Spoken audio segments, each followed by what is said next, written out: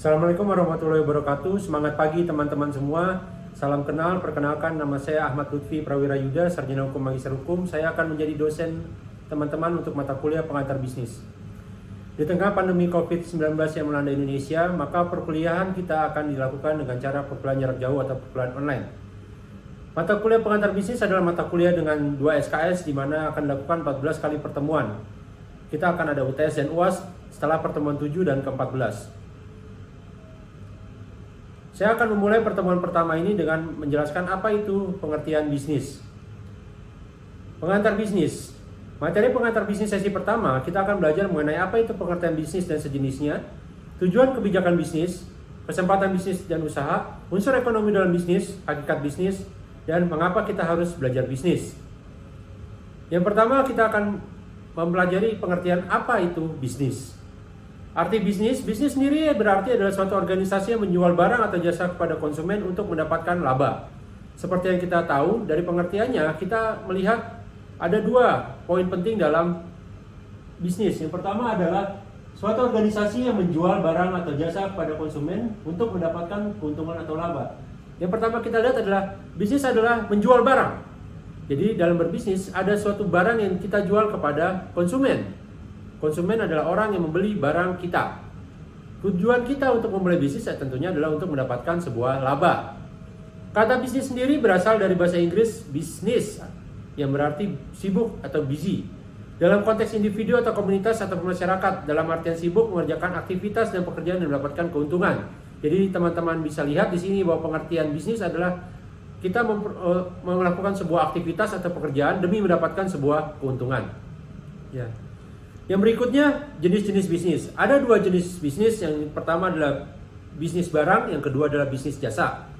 Atau ada jenis bisnis yang ketiga yaitu toko, antara gabungan barang atau jasa. Dalam menjalankan sebuah bisnis, kita membentuk suatu yang namanya perusahaan. Perusahaan adalah suatu unit kegiatan produksi yang mengolah sumber-sumber ekonomi untuk menyediakan barang atau jasa bagi masyarakat, mendistribusikannya serta melakukan upaya-upaya lain dengan tujuan untuk memperoleh keuntungan memuaskan kebutuhan masyarakat. Pengertian bisnis pada industri dan bisnis. Industri adalah perkumpulan perusahaan yang memproduksi barang yang sama untuk pasar yang sama, sedangkan perusahaan adalah pengolah material atau proses produksi yang sama dengan lainnya. Bisnis adalah kegiatan yang membantu usaha-usaha memenuhi kebutuhan masyarakat oleh perusahaan atau usaha yang melayani kebutuhan masyarakat baik yang bermotif keuntungan atau tidak. Jadi kita bisa lihat di sini ya teman-teman, dalam menjalankan sebuah bisnis kita butuh yang namanya sebuah perusahaan, di mana perusahaan itu adalah yang mengolah material atau proses produksi yang sama dengan yang lainnya. Berikutnya, dalam menjalankan sebuah bisnis, kita harus punya namanya kesempatan bisnis. Kesempatan bisnis adalah kesempatan yang berbisnis yang dapat dieksploitasi secara baik dan menguntungkan, yang mana kesempatan bisnis timbul dari adanya kebutuhan baru atau perubahan atau kebutuhan masyarakat.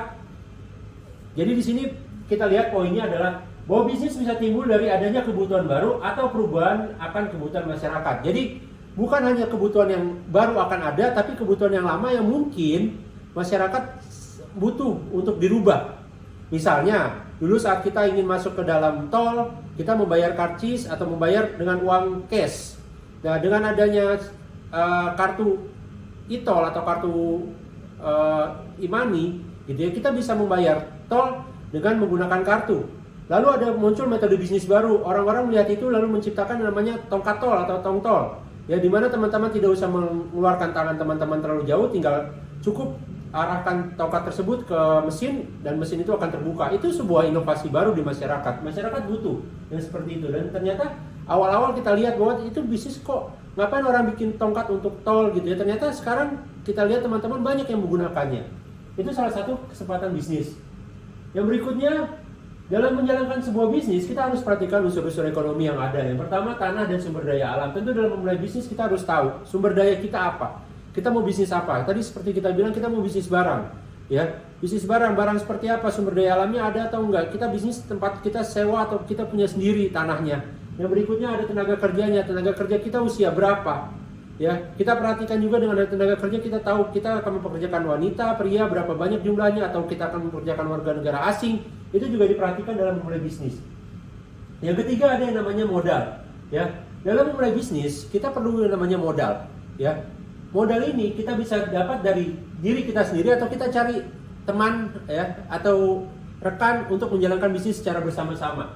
Yang ketiga adanya skill ya, skill atau kewirausahaan. Ya, dalam menjalankan bisnis kita harus tahu kemampuan kita ini seperti apa. Apakah kita mampu menciptakan sesuatu atau kita mampu mengolah sesuatu.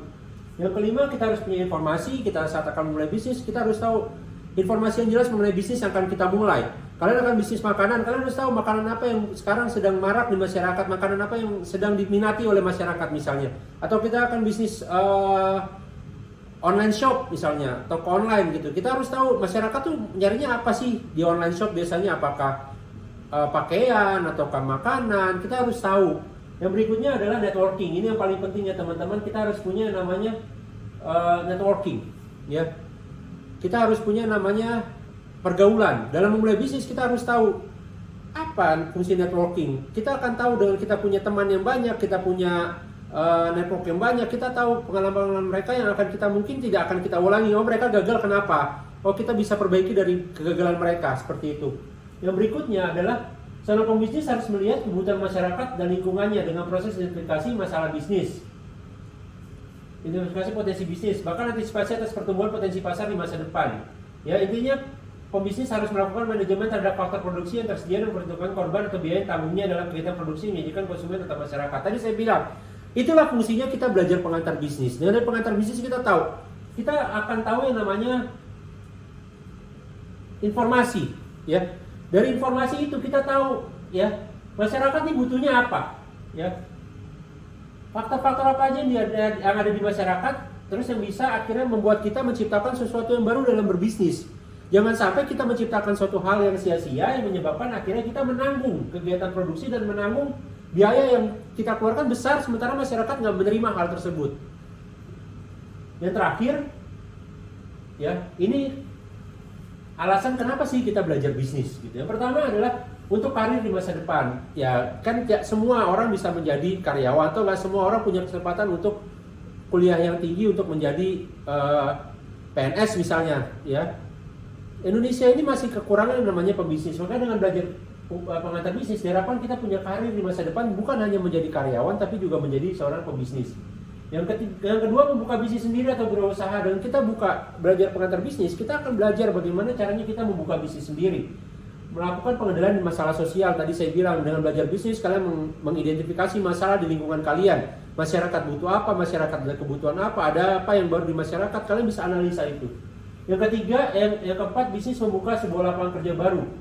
Tentu saja dengan bisnis kita akan memberikan kesempatan kepada rekan-rekan kita mungkin yang nanti di bawah kalian, itu bagaimana caranya kalian bisa punya lapangan kerja yang baru buat mereka. Karena seperti kita tahu sampai dengan 2024 Indonesia mengalami yang namanya bonus demografi. Bonus demografi adalah di mana masyarakat yang usia produktif kerja itu sangat banyak, sementara lapangan kerja kita tahu sangat terbatas. Dengan belajar pengantar bisnis maka diharapkan teman-teman punya alternatif ya, membuka lapangan pekerjaan baru. Yang kelima, membuat dunia menjadi tempat yang lebih baik bagi semua orang, menciptakan kekayaan, kesejahteraan, kemakmuran, dan pilihan pekerjaan.